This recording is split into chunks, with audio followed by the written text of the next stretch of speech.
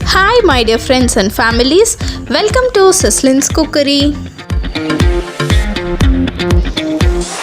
இன்றைக்கி நம்ம பார்க்க போகிற ரெசிபி பூண்டு குழம்பு.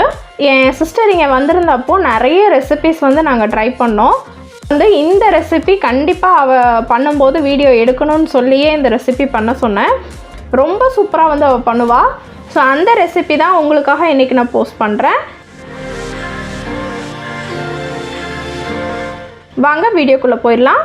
அதுக்கு முன்னாடி இன்னும் நம்ம சிஸ்லின்ஸ் குக்கரி பேஜை சப்ஸ்கிரைப் பண்ணாதவங்க ப்ளீஸ் சப்ஸ்கிரைப் பண்ணிக்கோங்க. அப்படியே பக்கத்தில் இருக்கிற பெல் பட்டனையும் கிளிக் பண்ணிக்கோங்க. அப்போ தான் நான் அடுத்தடுத்து போடுற வீடியோஸ் உங்களுக்கு நோட்டிஃபிகேஷனாக வரும். இப்போ இந்த டேஸ்டியான அட்டகாசமான பூண்டு குழம்பு எப்படி பண்ணுறதுன்னு பார்த்துடலாம். ஃபஸ்ட்டு ஒரு கடாயில் நல்லெண்ணெய் ஆட் பண்ணிக்கிறோம். ஒரு 2.5 டேபிள் ஸ்பூன் நல்லெண்ணெய் ஆட் பண்ணியிருக்கேன். எண்ணெய் நல்லா காஞ்சதுக்கப்புறமா கடுகு போட்டிருக்கோம்.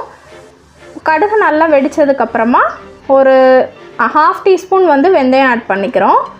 அப்புறமா ஒரு கொத்து கருவேப்பிலை, நல்லா ஃப்ரெஷ்ஷாக உள்ள கருவேப்பிலை ஆட் பண்ணிக்கோங்க. இப்போது ஒரு 20லேருந்து 25 பல் பூண்டு உரித்து வச்சுருக்கோம். ஸோ அந்த பூண்டை அப்படியே நான் ஆட் பண்ணிக்கிறேன். ரொம்ப பெருசாக இருந்துச்சு அப்படின்னா நீங்கள் நீளமாக கூட ஆட் பண்ணிக்கலாம்.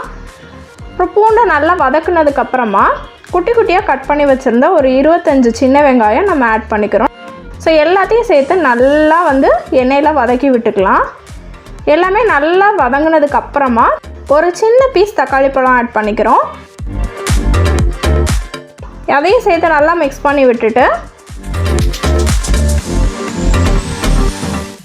இப்போ எல்லாம் சீக்கிரமாக வதங்குறதுக்காக கல் உப்பு ஆட் பண்ணிக்கிறேன்.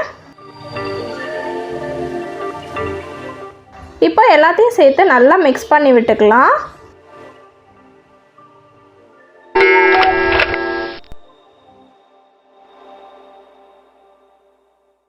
இப்போ இது நல்லா சீக்கிரம் வதங்குறதுக்கு நம்ம மூடி போட்டு வச்சுக்கலாம். அப்பப்போ லைட்டாக மிக்ஸ் பண்ணி விட்டுக்கோங்க.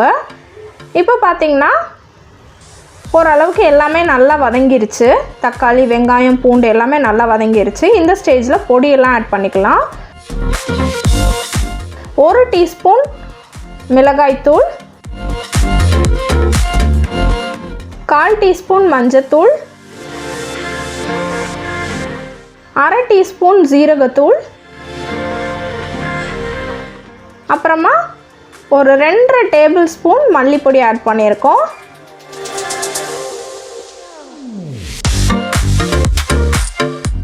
அப்புறமா ஒரு 3 டேபிள் ஸ்பூன் குழம்பு மிளகாய் தூள் ஆட் பண்ணிக்கிறேன். எல்லாமே இதில் வீட்டில் அரைச்ச பவுடர் தான். மஞ்சள் பொடி தவிர மிச்சம் எல்லாமே வீட்டில் அரைச்ச பவுடர் தான். ஸோ இப்போ எல்லாத்தையும் நல்லா மிக்ஸ் பண்ணி விட்டுக்கலாம். அந்த எண்ணெயிலே இந்த மசால் கொஞ்சம் நல்லா வதங்கணும்.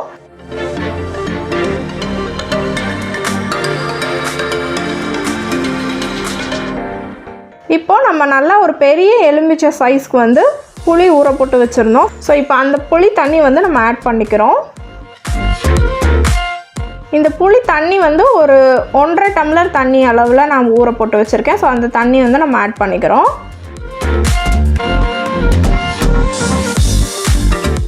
இப்போ எல்லாத்தையும் சேர்த்து நல்லா மிக்ஸ் பண்ணி விட்டுக்கிறோம்.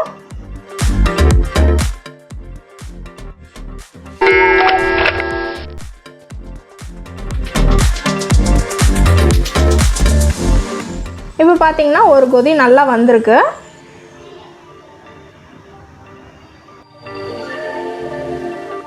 இந்த ஸ்டேஜில் இன்னும் ஒரு டம்ளர் தண்ணி நம்ம ஆட் பண்ணிக்கிறோம்.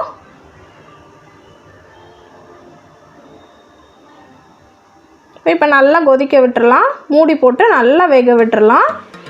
இப்போ பார்த்தீங்கன்னா எண்ணெயெல்லாம் லைட்டாக பிரிஞ்சு கொஞ்சம் ஒரு தண்ணியான ஒரு குழம்பு மாதிரி வந்திருக்கு.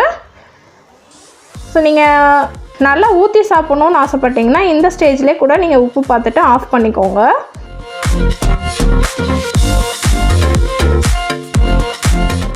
ஆனால் பூண்டு குழம்பு இன்னும் கொஞ்சம் நமக்கு திக்காக இருந்துச்சுன்னா ரொம்ப டேஸ்ட்டாக இருக்கும். பெரட்டி சாப்பிட்ற மாதிரி இருந்துச்சுன்னா ரொம்ப அட்டகாசமாக இருக்கும்.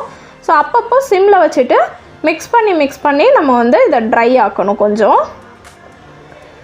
இப்போவே நமக்கு நல்லா எண்ணெயெல்லாம் பிரிஞ்சு வந்திருக்கு பாருங்கள்.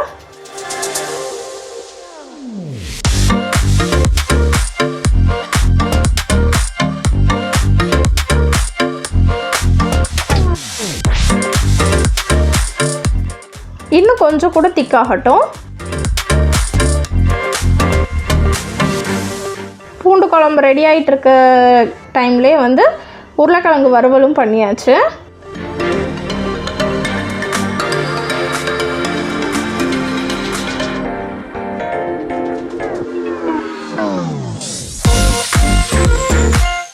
இப்போ பார்த்தீங்கன்னா நல்லா திக்காகி எண்ணெயெல்லாம் ரொம்ப நல்லா பிரிஞ்சு வந்திருக்கு. நல்லா தெளிவாக உங்களுக்கு தெரியும். இந்த கன்சிஸ்டன்சியில் இருந்துச்சுன்னா ரொம்ப அட்டகாசமாக இருக்கும். சூடான சாதத்தில் போட்டு சாப்பிட்றதுக்கு ரொம்ப அருமையாக இருக்கும். இந்த ஸ்டேஜில் குழம்பு நீங்கள் ஆஃப் பண்ணிங்கன்னா,